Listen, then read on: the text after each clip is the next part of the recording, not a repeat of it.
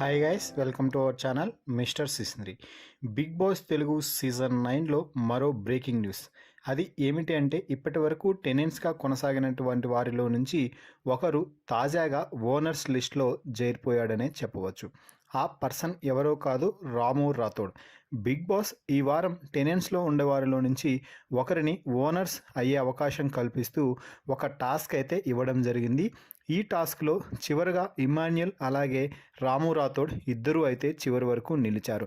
ఈ సమయంలో big boss వీరిద్దరి మధ్య టాస్క్ ఇవ్వకుండా అలాగే టెనెంట్స్లో మిగిలినటువంటి వారిలో నుంచి ఏకాభిప్రాయంతో ఇమాన్యుయల్ అలాగే రాము రాథోడ్లలో ఒకరి పేరు చెప్తే వారు ఓనర్ అయ్యే అవకాశాన్ని పొందుతారు అంటూ ఏకాభిప్రాయంపై బిగ్ బాస్ వెళ్ళిపోయాడు.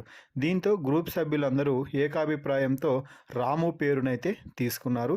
దీంతో రాము కొత్త ఓనర్ అని, తన పనుల నుంచి కూడా విముక్తి పొందాడు అంటూ బిగ్ బాస్ అయితే చెప్పడం జరిగింది.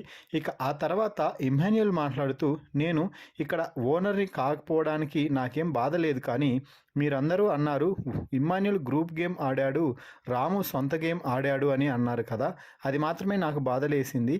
నేను మిమ్మల్ని అందరినీ అడిగానా నన్ను సపోర్ట్ చేయండి, నాకు సపోర్ట్ చేయండి అని. నేను మొదటి నుంచి కూడా గ్రూప్ గేమ్ ఆడటం లేదు, ఇండివిజువల్గానే ఆడుతున్నాను, గ్రూప్ కోసం గేమ్ ఆడుతున్నాను అంటూ ఇమాన్యుయల్ అయితే చెప్పడం జరిగింది. సో మొత్తంగా అయితే ఓనర్స్ లిస్ట్లో మరొకరు కూడా చేరిపోయారు. ఇప్పటి వరకు భరణి అలాగే రాము రాథోడ్ ఇద్దరు ఓనర్స్ లిస్ట్లో చేరిపోయారని చెప్పవచ్చు. మరి రాము రాథోడ్ ఓనర్ అవ్వడంపై మీ అభిప్రాయాన్ని కామెంట్స్ రూపంలో తెలపండి. మరిన్ని బిగ్ బాస్ లైవ్ అప్డేట్స్ కోసం మన ఛానల్ని చూస్తూ ఉండండి. Please subscribe our YouTube channel mister సిసింద్రి.